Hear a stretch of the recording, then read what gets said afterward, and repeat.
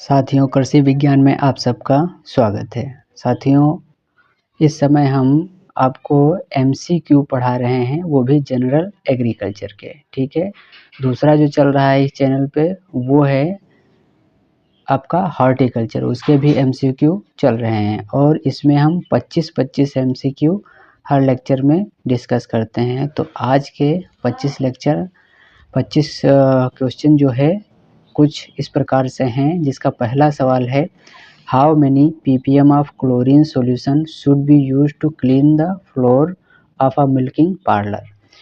जो गाय और भैंसें होती हैं उनको जब दुग्ध दोहन होता है तो उनको दूसरी जगह खड़ा किया जाता है, उनका एक फ्लोर बना होता है जिसको दुहाई बाड़ा कहते हैं। तो दुहाई बाड़ा की सफाई के लिए क्लोरीन की कितनी मात्रा का प्रयोग करना चाहिए, कितनी ppm का प्रयोग करना चाहिए? तो इसमें जो है आपको 200 ppm का प्रयोग करना चाहिए दुहाई बाड़ा की सफाई के लिए। तो सही आंसर हो जाएगा सी, 200 ppm। ठीक है।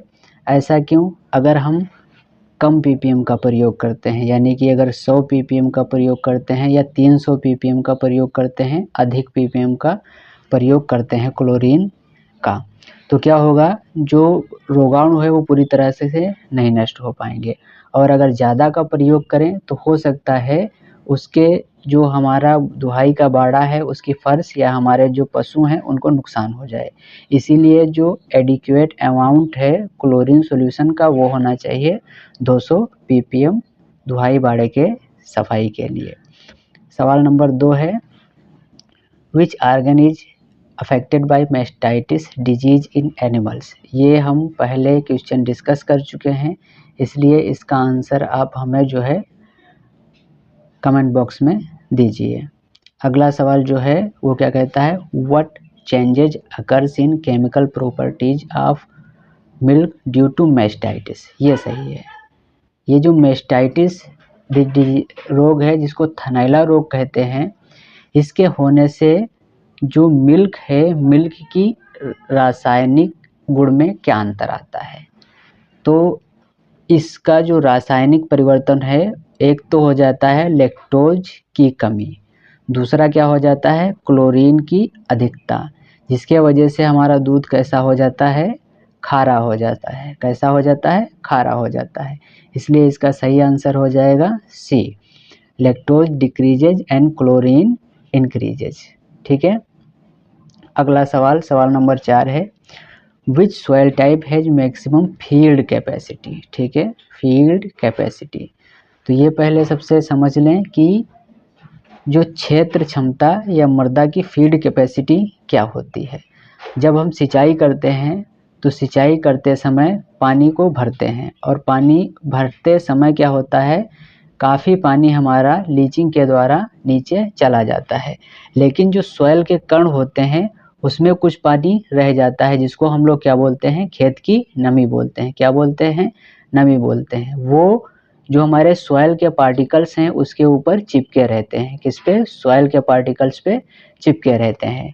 तो उसके वजह से जो पानी खेत में रह जाता है, यही वही पानी जो है हमारे पेड़ पौधे उपयोग करते हैं, उसी से फोटोसिंथेसिस की क्रिया कंप्लीट होती है और खाना बनाते हैं। और जिस में पार्टिकल्स ज़्यादा होंगे और छोटे होंगे उसकी फील्ड कैपेसिटी ज़्यादा होगी, और जिसके पार्टिकल्स मोटे होंगे उसकी फील्ड कैपेसिटी कम होगी। तो सैंडी सॉइल के पार्टिकल्स मोटे होते हैं तो इसकी फील्ड कैपेसिटी मैक्सिमम नहीं हो सकते हैं। लोम जो सॉइल है वो सैंडी से छोटे होते हैं तो ये भी नहीं हो सकता है, दोमट इसको बोलते हैं। और सिल्ट जो है, सिल्ट सॉइल के भी पार्टिकल बड़े होते हैं लेकिन सैंडी सबसे बड़े होते हैं, तो इसमें भी फील्ड कैपेसिटी मैक्सिमम नहीं हो सकती। जो फील्ड कैपेसिटी मैक्सिमम होगी वो सबसे ज़्यादा सॉइल पार्टिकल छोटे पाए जाएंगे आपके क्ले सॉइल में, और क्ले सॉइल की ही फील्ड कैपेसिटी सबसे अधिक होगी।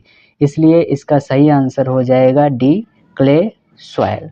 क्यों? क्योंकि हमने आपको बता दिया जिसके सॉइल पार्टिकल छोटे होंगे उसमें सरफेस एरिया ज़्यादा मिलेगा पानी को चिपकने के लिए, तो इसलिए इसका आंसर हो जाएगा डी, क्ले सॉइल।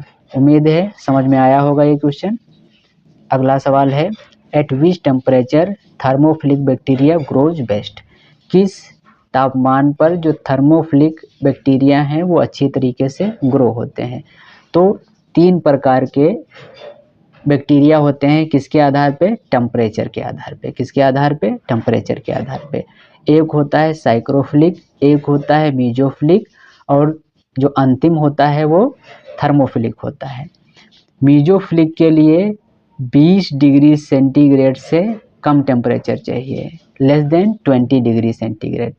और जो मीजोफिलिक बैक्टीरिया है उसके लिए जो टेम्परेचर चाहिए वो 20 से 45 डिग्री चाहिए। कितना चाहिए, 20 से 45 डिग्री टेम्परेचर चाहिए। थर्मोफिलिक के लिए जो टेम्परेचर चाहिए वो 50 से 60 डिग्री सेंटीग्रेड का टेम्परेचर चाहिए। तो इसका सही आंसर हो जाएगा ऑप्शन डी, 50 से 60 डिग्री सेंटीग्रेड, जिस पे कौन से बैक्टीरिया अच्छी तरीके से ग्रो करते हैं, थर्मोफिलिक। कौन से, थर्मोफिलिक। अगला सवाल है, which is a permanent property of soil. Soil जो है उसकी परमानेंट प्रॉपर्टी क्या है या स्थायी गुण उसका कौन सा है, ठीक, जो चेंज नहीं होता है। अब जैसे सॉइल कलर, सॉइल कलर में अगर हम ज़्यादा कार्बनिक पदार्थ मिला देंगे तो सॉइल कलर चेंज हो जाएगा, काला हो जाएगा भूरे से, ठीक है।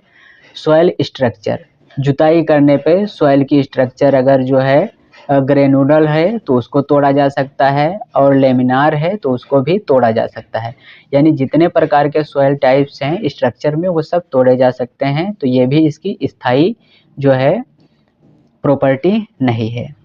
जो स्थायी प्रॉपर्टी है सॉइल टेक्सचर, ठीक है, क्योंकि जिस सॉइल में सैंड और सिल्ट और क्ले जितना होगा वो उतना ही रहेगा, बशर्ते जब तक उसमें बाहर से मिट्टी लाके ना डाली जाए। तो इसलिए सॉइल की जो परमानेंट प्रॉपर्टी कहलाती है वो कहलाती है सॉइल टेक्सचर। तो आपका सही आंसर हो जाएगा सी, सॉइल टेक्सचर।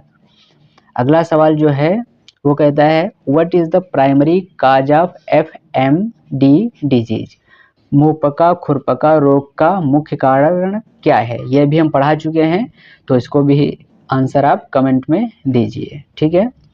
8वां सवाल क्या है, which micro organism is found in maximum number in rumen.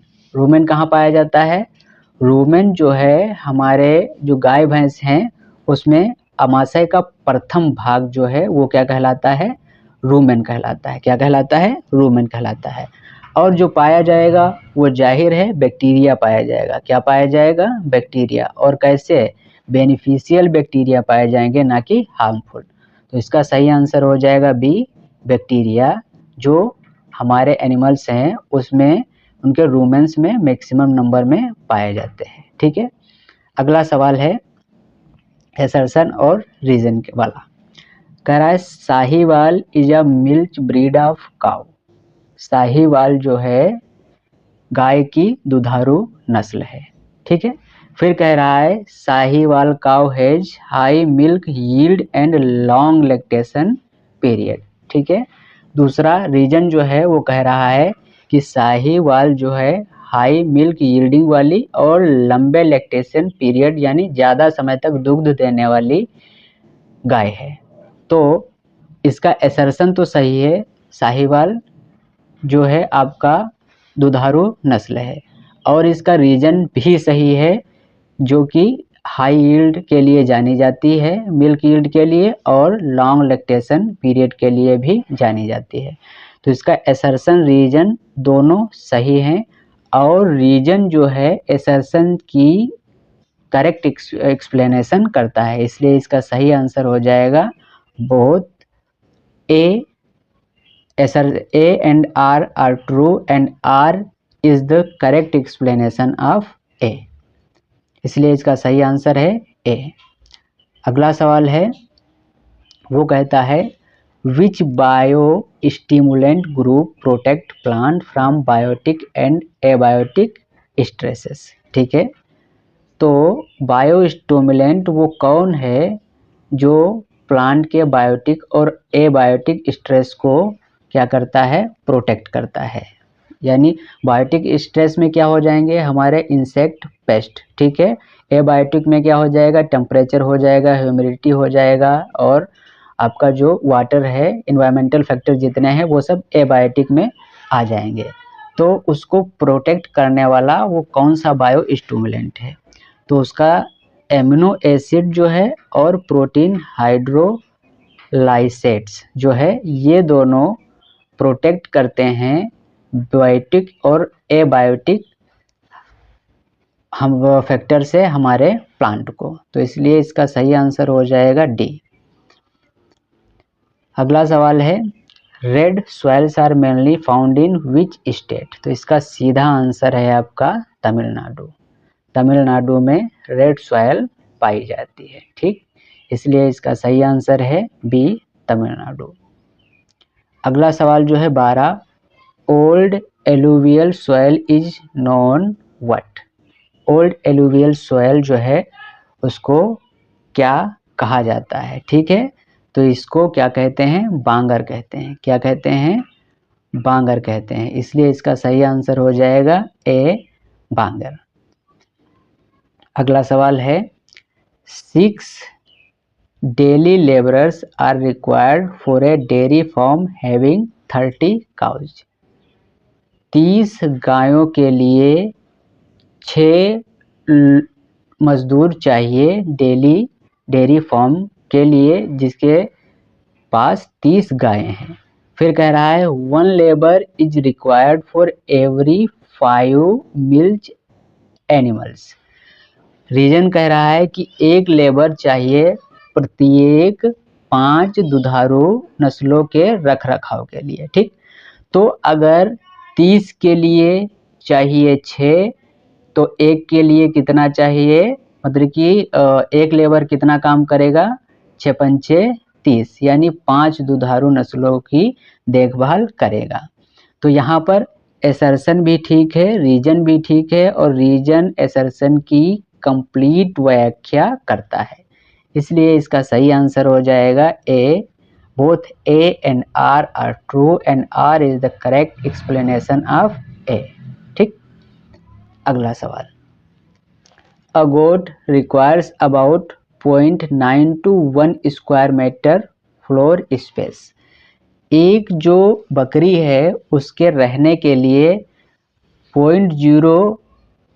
0.9 से 1 वर्ग मीटर स्थान चाहिए। ये हो गया एसर्शन, कथन हो गया। फिर लिखा है adequate floor space helps proper ventilation and disease prevention.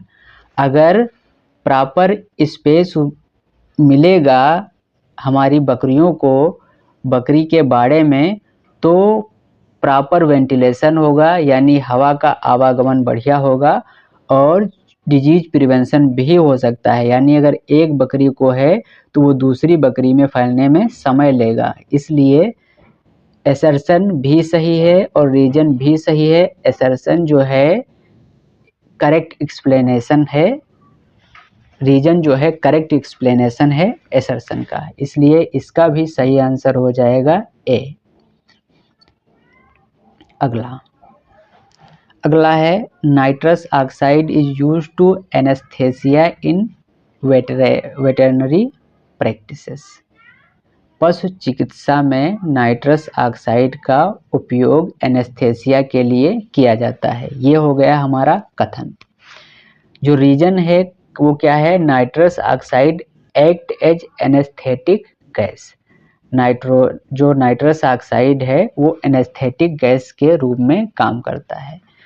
तो एसर्शन सही है, जो हमारी वेटरनरी प्रैक्टिसेस हैं उसमें नाइट्रस ऑक्साइड का प्रयोग किया जाता है एनेस्थेसिया के लिए, ठीक। और यहाँ कह रहा है ये एनेस्थेटिक गैस है, तो ये भी सही है। तो एसर्शन सही है और रीजन भी सही है। रीजन करेक्ट एक्सप्लेन करता है एसर्शन को, इसलिए इसका सही आंसर हो जाएगा both A and R are true and R is the correct explanation of A। अगला सवाल है wax coating treatment is increases self life of fruit because it prevents what. मोम का आवरण अगर हम फ्रूट्स के ऊपर चढ़ा दें, एक कोटिंग कर दें, तो वो किससे प्रिवेंट करता है हमारे फलों को। आपने देखा होगा कि फल को अगर खुला छोड़ दो तो उससे जो है पानी बाहर निकलने लगता है, आपको दिखेगा नहीं, उसका ट्रांसपेरेशन होता रहेगा और जो हमारा फल है वो क्या हो जाएगा, सिकुड़ जाएगा इस तरीके से। तो अगर हम वैक्स कोटिंग कर देंगे उस पर तो ट्रांसपायरेशन को क्या कर देगा, कम कर देगा। और जब ट्रांसपायरेशन कम हो जाएगा तो लंबे समय तक हमें प्रॉपर शेप में हमारे फ्रूट्स मिल सकते हैं। तो इसलिए इसका सही आंसर हो जाएगा ए, ट्रांसपायरेशन। अगला सवाल है, jelly is preserved mainly by which substance. Jelly किस सब्सटेंस के द्वारा प्रिजर्व की जाती है। ठीक है, तो इसका सही आंसर है आपका पेक्टिन। जेली जो है पेक्टिन के द्वारा प्रिजर्व की जाती है। जेली, ये जो पेक्टिन है, पेक्टिन आपका मिडिल लैमेला में पाया जाता है, जो कि आपकी कोशिका भित्ति होती है उसमें। ठीक है, अगला सवाल है, which process is mainly responsible for discoloration in canned fruit products. जो डिब्बा बंद फल हैं उनके डिसकलरेशन के लिए, यानी उनका कलर खराब करने के लिए कौन सा जिम्मेदार है, कौन जिम्मेदार है। ठीक है, तो वो हो जाता है एंजाइम। क्या हो जाता है, एंजाइम। और एंजाइम के वजह से जो ब्राउनिंग होती है उसको बोलते हैं एंजाइमेटिक ब्राउनिंग। तो कैंड फ्रूट है उसमें एंजाइम के वजह से उसका कलर जो है वो क्या हो जाता है, भद्दा हो जाता है। इसलिए इसका सही आंसर हो जाएगा डी। अगला सवाल है, the meat of buffalo is called buffen. ठीक है, मीट जो भैंस का है उसको कहते हैं बुफेन। फिर buffen is international trade name for buffalo meat. ये जो बुफेन है वो इंटरनेशनल नेम है बुफेलो मीट का। तो यहाँ पर एसर्शन सही है, बफेलो मीट को बुफेन कहते हैं और बुफेन इंटरनेशनल ट्रेड नेम है बुफेलो की या भैंस की जो मीट है उसका। तो ये भी सही है। तो यहाँ असर्शन और रेजिजन दोनों सही हैं और आर जो है ए की करेक्ट व्याख्या भी करता है, इसलिए इसका सही आंसर हो जाएगा ए। अगला सवाल है स्टेटमेंट बेस्ड। कह रहा है, Nellore is tallest sheep breed in India. Nellore जो है वो सबसे ऊंची सीप ब्रीड भेड़ की नस्ल है कहाँ, भारत में। ठीक, ये हो गया स्टेटमेंट 1। स्टेटमेंट 2 कह रहा है, Nellore sheep are mainly reared for meat production. तो यहाँ स्टेटमेंट 1 बिल्कुल सही है, ये सबसे ऊंची सीप ब्रीड की नस्ल है नेल्लोर। और नेल्लोर को पाला किस लिए जाता है, इसके मीट प्रोडक्शन के लिए। तो इसका स्टेटमेंट 1 और स्टेटमेंट 2 दोनों सही हैं। तो इसका सही आंसर हो जाएगा both statement 1 and 2 are correct. ठीक, तो इसका सही आंसर है सी। अगला सवाल क्या है, फिर ये स्टेटमेंट बेस्ड सवाल है। कहता है, corundum is highly resistant to weathering. जो कोरंडम पदार्थ है वो वेदरिंग के प्रति रेजिस्टेंट है, यानी अगर कटाई होगी चाहे वो हवा के द्वारा हो या पानी के द्वारा वेदरिंग हो, उसके प्रति रेजिस्टेंट है कोरंडम। एक चीज हुई, high hardness of corundum reduces effect of weathering. क्या जो कोरंडम का कठोरपन है वो वेदरिंग इफेक्ट को कम करता है। तो दोनों चीज़ें सही हैं। स्टेटमेंट 1 जो है corundum highly resistant to weathering, ये भी ठीक है और इसकी हार्डनेस ही इसका रीजन है कि वेदरिंग इसमें कम होती है। तो यहाँ पर दोनों स्टेटमेंट 1 और स्टेटमेंट 2 सही हो जाएंगे। तो तो इसका सही आंसर होगा C, both statement 1 and 2 are correct. सवाल नंबर 22 है, mastitis occurs in domestic milk animals. Statement कहता है जो थनैला रोग है वो दुधारू पशुओं में होता है। ठीक।